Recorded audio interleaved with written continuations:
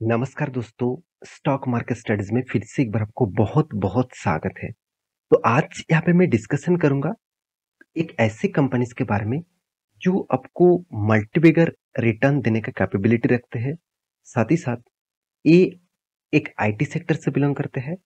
इस कंपनी का जो बिज़नेस मॉडल्स है, इस कंपनी का जो फ्यूचर विजन्स है, वो आपको फ्यूचर में एक मल्टीबैगर रिटर्न के साथ-साथ एक स्टेबल पोर्टफोलियो भी बना के देंगे। और साथ ही साथ इस कंपनी आपको एक्स्ट्रा बेनिफिट के हिसाब से बहुत बार बोनस, डिविडेंड, स्प्लिट, बायबैक इस तरीके से बहुत सारे चीज आपको दे चुके हैं। तो मैं बार-बार बोलता हूँ कि अगर आपको किसी भी स्टॉक के ऊपर निवेश करना है, तो उस कंपनी का फ्यूचर विजन्स के बारे में आपको पता करना चाहिए। अगर कंपनी का फ्यूचर विजन्स क्लियर है, कंपनी का मिशन और विजन क्लियर है, तो उस कंपनी के ऊपर आप टूट पड़िए। देखिए, ये बात सिर्फ मैंने नहीं कहा, मतलब मैंने तो बहुत अभी आपको बता रहा हूँ, तो ये बात बहुत साल पहले वॉरेन बफेट जी भी बता चुके थे। उनका कहना है कि अगर आपको मल्टी बिगर रिटर्न कमाना है, तो आपको उस कंपनी के ऊपर एंटर करना होगा और उस कंपनी के ऊपर आपको लॉन्ग जर्नी के लिए होल्ड करना होगा, जो कंपनी आपको एक स्टेबिलिटी बिजनेस दे, जो कंपनी का विजन क्लियर है, जो कंपनी खुद के लिए खुद को बड़ा करने के लिए जी जान लगा रहा है, तो उस कंपनी के ऊपर आप सिर्फ थोड़ा-सा मेहनत करके उस कंपनी के ऊपर निवेश करके बैठे रहिए, तो आपको मल्टी बिगर रिटर्न मिल जाएगा। और वॉरेन बफेट जी ने और एक बात कहा है, अगर आपको सही कंपनी अगर आपको सस्ते दामों में मिले, मतलब डिस्काउंट में मिले, तो उस कंपनी के ऊपर आप टूट पड़ना, मतलब उस कंपनी के ऊपर आप निवेश करते जाना। तो क्या सही में आज जिस कंपनी के बारे में बात करूंगा, वो क्या सही में सही टाइम आ चुके हैं निवेश करने के लिए? चलो मैं आपके साथ डिस्कशन करता हूँ। तो कंपनी का नाम कौन सा है? आप सभी जानते हैं, इंडिया के fourth largest IT sector company है, जिसका नाम है विप्रो। आप सभी जानते हैं, अजीम प्रेमजी इसका फाउंडर है और उन्होंने इस कंपनी को जिस तरीके से इस मुकाम तक पहुंचाया है, वो कंपनी आज आपको मल्टी बेगर रिटर्न देने का कैपेबिलिटी रखते हैं। तो इस कंपनी छोटा सा बिजनेस स्टार्ट किए थे और उसके बाद धीरे धीरे करके आज कितने बड़े बन चुके हैं आप देख सकते हैं।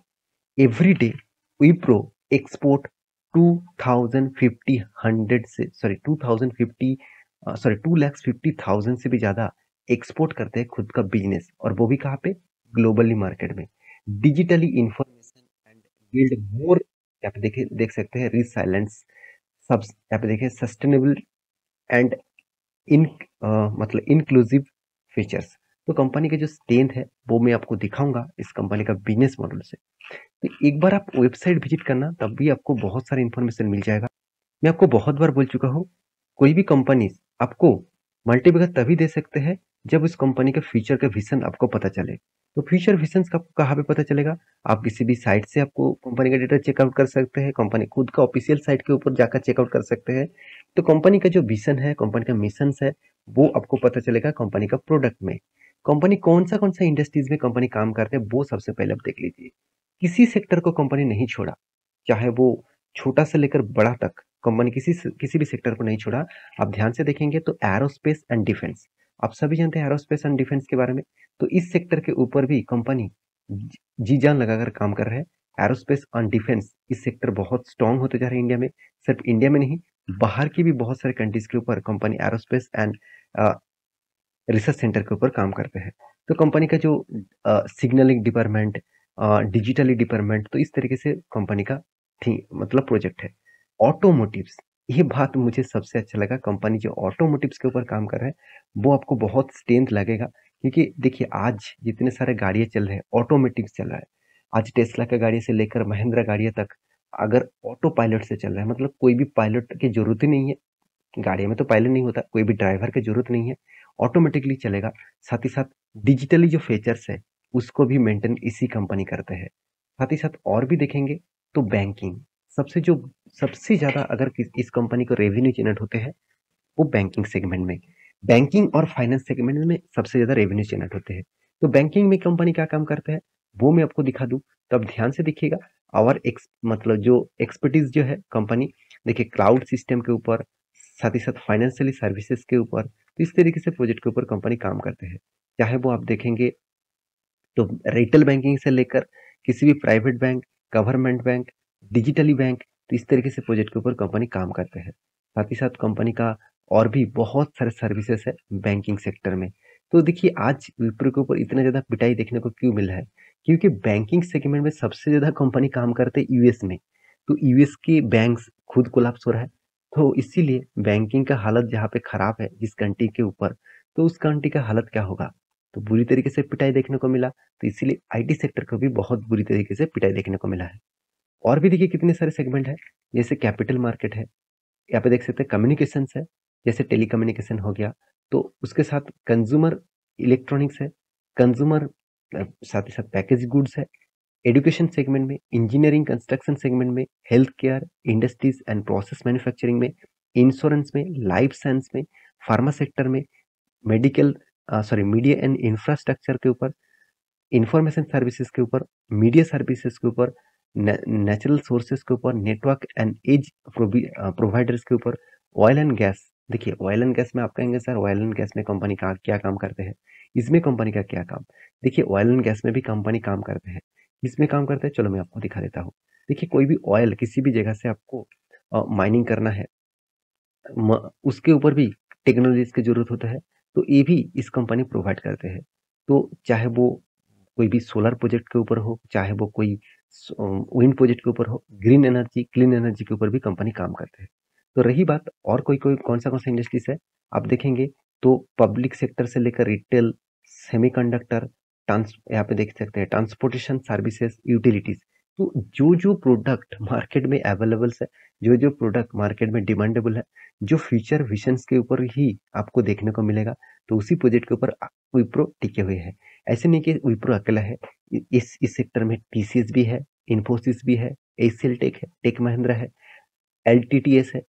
तो ये सारे कंपनी इस सेगमेंट के ऊपर भी काम कर रहे हैं। तो विप्रो क्यों खास है? क्योंकि विप्रो एक ऐसे कंपनी है जो आप हर कोई इन्वेस्टर को मल्टीपल का रिटर्न दे चुके हैं।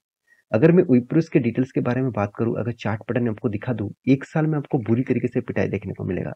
5 साल में चलो पॉजिटिव, मैक्सिमम में कितना 2600% के आसपास रिटर्न दिया। अगर इस तरीके से गिरावट नहीं होता, अगर मैं टॉप डाउन लेवल से टॉप लेवल तक देखूं, तो 4500 से 5000% तक वो रिटर्न दे चुके हैं। तो सिर्फ कंपनी रिटर्न के ऊपर फिक्स नहीं है, उसके ऊपर कंपनी एक्स्ट्रा बेनिफिट भी दिया है। बेनिफिट क्या है? देखिए कंपनी फिर से एक बार बायबैक अनाउंसमेंट कर चुके हैं, आप तो वो जानते हैं, मैं आपको प्रीवियस वीडियो में बता चुका था।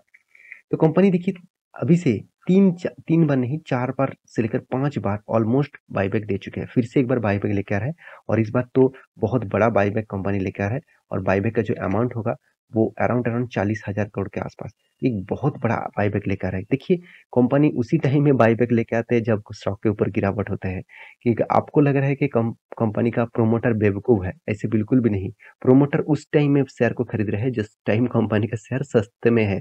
तो ये बात आपको जब तक दिमाग में आप बैठा नहीं पाएंगे, तब तक कुछ भी नहीं हो सकता। क्योंकि देखिए अच्छी कंपनी सस्ते में मिल रहा है, तभी तो प्रोमोटर एफआईडीएस माल खरीदारी कर रहे हैं, और पब्लिक क्या कर रहा है, उस टाइम में बेच रहा है जब जब उसको बाई करना चाहिए। देखिए मैं आपको कोई रिकमेंडेशन नहीं कर रहा हूँ कि कल जाके बाई कर लीजिए। इस कंपनी का स्टेन देखेंगे आपको खुद पता चले। साथ ही साथ कंपनी देखिए बोनस भी लेके आए, मार्जर भी दिया, तो डिविडेंड भी कंपनी कंटिन्यूसली देता रहे। तो इस कंपनी बोनस देने का बादशाह है। आईटी सेक्टर में अगर देखेंगे किसी भी कंपनी को चूज करेंगे, तो सबसे ज्यादा बोनस देने वाला कंपनी देखा जाए तो विप्रो ही है। क्योंकि इस कंपनी का जो बोनस लिस्ट है आप देखेंगे, 1971 से कंपनी बोनस देना स्टार्ट किया 1:3 रेशियो का, 1981 में 1:1 का, 85 में 1:1, 87 में 1:1, 89 में 1:1, 92 में 1:1, 95 में 1:1। तो इसका मतलब देखिए लगातार लगातार वो बोनस देते गए। तो कंपनी लास्ट बोनस दिया है 1:3 रेशियो का, वो भी 2019 के बाद। 19 के टाइम के बाद कंपनी बोनस नहीं दिया, क्योंकि कोविड के बाद कंपनी के ऊपर प्रेशर देखने को मिला, तो इसलिए कंपनी बोनस देना अभी बंद किए है। तो कंपनी का जो टोटल फिगर आउट अगर आप करेंगे, तो कंपनी के ऊपर मान के चलिए आपने 1 शेयर खरीद के रखे, सॉरी 100 शेयर आपने खरीद के रखे थे, तो आपको 1 लाख से भी ज्यादा शेयर हो चुके होंगे। तो इतना बड़ा बोनस एक्स्ट्रा बेनिफिट आपको कंपनी दे चुके हैं। ये कंपनी बोनस देने का बादशाह है। तो जितने सारे लोग बोनस के शौकीन है, तो इस कंपनी के ऊपर निवेश अब जरूर करने के लिए सोच सकते हैं। तो रही बात कंपनी का फ्यूचर के बारे में, तो क्या सही में इस कंपनी के ऊपर निवेश करना चाहिए? तो मैं ऑब्वियसली कहूंगा, देखिए मेरे ओपिनियन अगर आप जानना चाहेंगे, तो इससे बेस्ट कंपनी मुझे तो आज तक का देखने को नहीं मिला। हाँ, ये नहीं कहूंगा कि टीसीएस इन्फोसिस खराब है, मैं ये कहूँगा कि विप्रो एक मल्टी-बैगर रिटर्न देने की कैपेबिलिटी रखते हैं। उसका स्ट्रेंथ ऐसा है कि वो कंपनी फ्यूचर विजन्स के लिए ही बना हुआ है। तो कंपनी का हर साल प्रॉफिट मार्जिन को देखेंगे, कंपनी का रिटर्न ऑफ रेशियोज़ को देखेंगे, सब कुछ पॉजिटिव दिखेगा। एक साल में कुछ गड़बड़ी हुआ, इसको मैं मार्किंग नहीं करता हूँ, क्योंकि अच्छे कंपनी में आपको शॉर्ट टर्म के लिए देखना नहीं है, आपको लॉन्ग टर्म के लिए देखना है। हाँ, आप कहेंगे सर मैं ट्रेड करता हूँ, वो अलग बात है। ट्रेडिंग पर्पस अलग बात है। आप ट्रेड बहुत जगह पे ट्रेड मिला, मैं खुद यहाँ पे ट्रेड लिया हूँ, इस जगह पे मैं सेल लेकर मतलब सेलिंग लिया हुआ हूँ। एक्चुअली मैंने सेलिंग यहाँ पे नहीं किया, सेलिंग किया इस कैंडल में, क्योंकि मुझे एक रिट्रेसमेंट चाहिए था। उसके बाद सेलिंग किया, इस लेवल को ब्रेक करने के बाद एक अच्छा खासा मुझे सेलिंग लेवल मिला और अच्छा खासा मुझे 1:3 रेशियो का टारगेट भी मिला है। मैं ऑब्वियसली इसको ऑप्शंस में ट्रेडिंग किया हूँ। ऑप्शंस भी मैं आपको पुट में बाय किया हूँ और अच्छा खासा मुझे प्रॉफिट भी मिला। तो इस तरीके से मैं आप ट्रेड पाना चाहते हैं तो मेरे साथ जुड़े रहिए, क्योंकि यहाँ पे एक वॉल्यूम क्रिएट हो रहा है। अगर नीचे साइड में अगर फिर से ब्रेकडाउन देखने को मिले तो फिर से मैं एक ऑप्शन ट्रेडिंग लूँगा। तो आपके साथ भी मैं शेयर करूँगा टेलीग्राम ग्रुप में, जाकर अभी जॉइन करिए। तो इस कंपनी के बारे में आपका क्या राय है? मुझे ज़रूर कमेंट करना। मैं इस कंपनी के बहुत पुराने निवेशक हूँ और मैं हमेशा यही सोचता हूँ, कभी भी मुझे मौका मिले तो इसके ऊपर एंट्री लूँगा। मैं इस लेवल में भी एंट्री ले चुका हूँ। अगर इस लेवल तक गिरे, मतलब ₹260 तक आए तो फिर से मैं एंट्री लूँगा लॉन्ग टर्म के लिए। ऑब्वियसली वो होल्डिंग के लिए होगा, लॉन्ग टर्म के लिए, और ट्रेडिंग भी मैं इस कंपनी के ऊपर करता हूँ। तो प्लीज़ इस वीडियो को कोई रिकमेंडेशन मत समझ लेना। आप एक बार रिसर्च करना, उसके बाद निवेश करने के लिए सोचना। मिलते हैं नेक्स्ट वीडियो में, तब तक के लिए अच्छे से रहिए, अपना ख्याल रखिए। Bye bye.